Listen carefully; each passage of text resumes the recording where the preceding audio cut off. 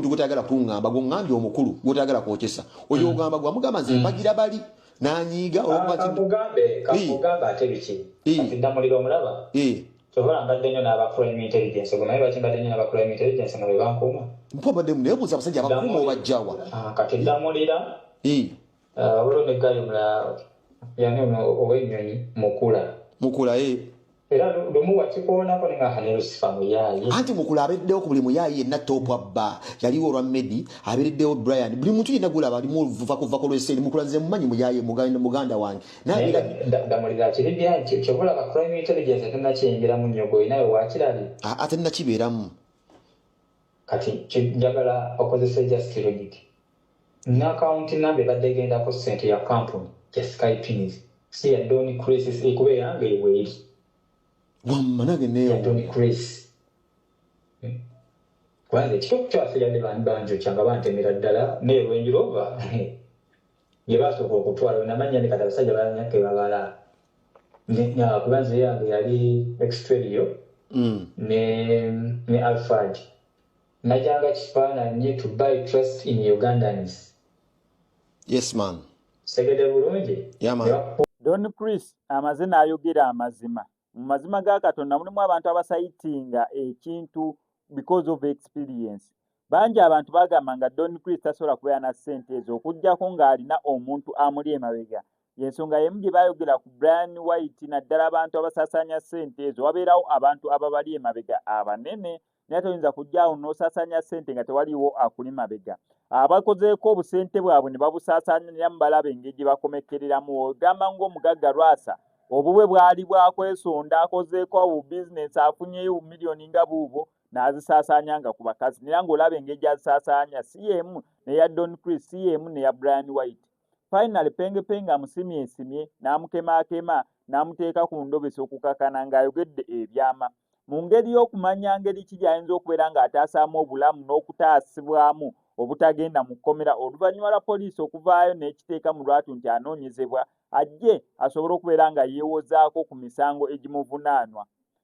Emboozi egendedde ddala maaso ndabye bino ebimu ku ebyo be basobodde okubeera nga boogerako kambi kuteeka okuba gye byatandikidde paka gye bikomekeredde naye nga sinabeera nga mbikuteako kangusawo subscribing onyigende ku notification bell tujja kubeera nga missing updates naddala nga zino still wano ku SMX Media nkujukiza nti tutambula ne bannaffe abalegi t-shirts omuyimbi yayandyetaaze okukola oluyimba lwa video bagenda lukolera bali promoting ne ku TV stations ez'enjawulo n'obeera ng'oyagala kukola luyimba lwa audio mu studio ez'omulembe ate gwa n'omukolo gwa mbaga kwanjula MDD za ssomero balina kamera ez'omulembe bagenda kujja bakwatire omukolo gwo bulungi nnyo tojja kubeera nga wejjusa kubako enamba gyo ya ku screen ebisigadde obitulekere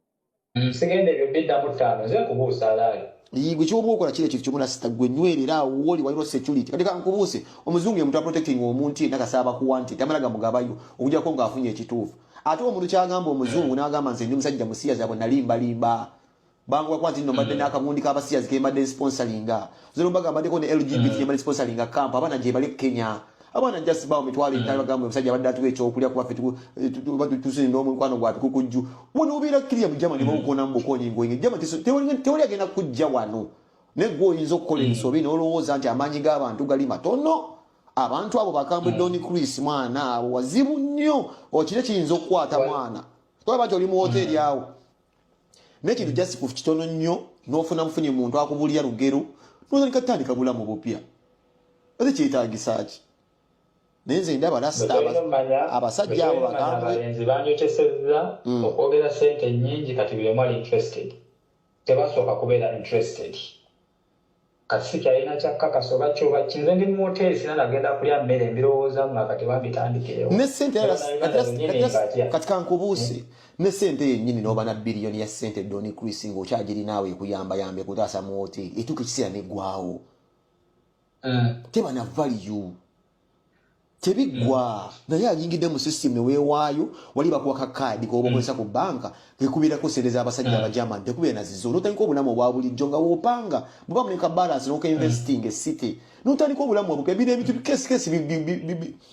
emyaka etaano osobola okudda Uganda teri yategedde nti oze ne Uganda mu myaka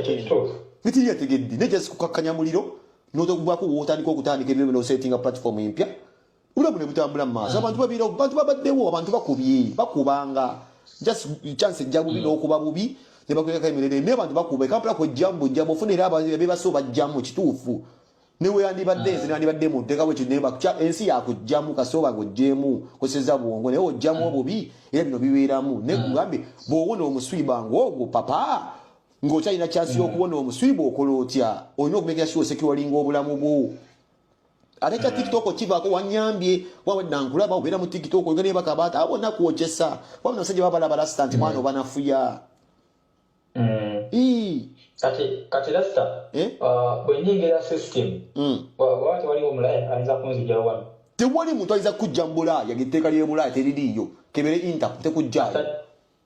kasanyingira system bwenti kasitoyingira system gwe basajja akira ku makyo bagamba obadde ozina nnyolo oba basajja bakunoonya bakwesiga aba NRM kati gwolina omuntu gwotayagala kuŋŋamba gwongambye omukulu gwotayagala kwokyesa oyo ogamba gwamugamba nze mpagira bali nanyiiga kakugamba ate biki kati ddamulira omulaba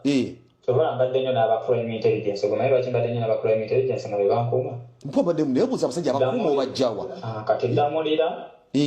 waliwo neggayo omulala yani ow'ennyonyi mukula era lumu wakikoonako ne nga Lucifer muyaye anti mukula abeereddewo ku buli muyaye yenna topu abba yaliwo olwa Medi abeereddewo Brian buli muntu yenna gulaba alimu kuvako lw'eseeri mukula nze mumanyi muyaye muganda wange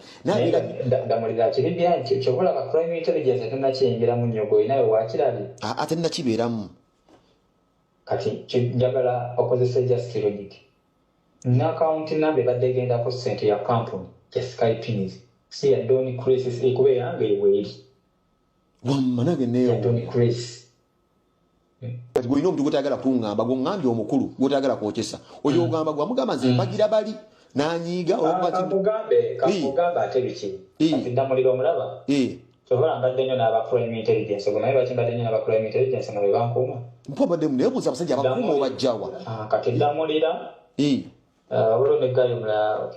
yani ow'ennyonyi mukula era lumu wakikoonako ne nga Lucifer muyaye anti mukula abeereddewo ku buli muyaye yenna topu abba yaliwo olwa Medi abeereddewo Brian buli muntu yenna gulaba alimu kuvako lw'eseeri mukula nze mumanyi muyaye muganda wange ndamulira kiribya nti kyobulaba crime intelligence tonnakiyingiramu nnyo gwe nawe wakirabye ate nnakibeeramu kati njagala okozesa just logic n'akawunti namba ebadde egendako ssente ya kampuni ya Skypins si ya Don Chris ekuba eyange eweeri wammanage neyo Don Chris kwanza ekituufu kyafirande banjokya nga bantemera ddala neerwenjirova ye basooka okutwala namanya ne kati abasajja balanyake babala kubanza yange yali extradio ne Alfred najanga kifaananyi to buy trust in Ugandans. Yes man. Segede bulungi. Yeah man. Pushinga n'otandikira nga bagamba bwe tunakutojja tandikira mwanze ndowooza biggwa bulungi. Nenze sirina kyenjagala wa president kubanze me am a don. Siri, I'm not a fake don, I'm a rich man. Yeah, for information, Don Chris, I'm a loaded man, I'm a medium taxpayer. Okay. Last year I paid 1 billion Uganda shilling taxes towards Uganda Revenue Authority. Okay. I'm among the best taxpayers. You don't pay tax unless when you have business. And I'm also paying NSSF. My contribution to NSSF for my organizations amount to probably 450 million Uganda shilling every financial year. So I'm not a simple man. I don't need any money from the president. I'm not interested.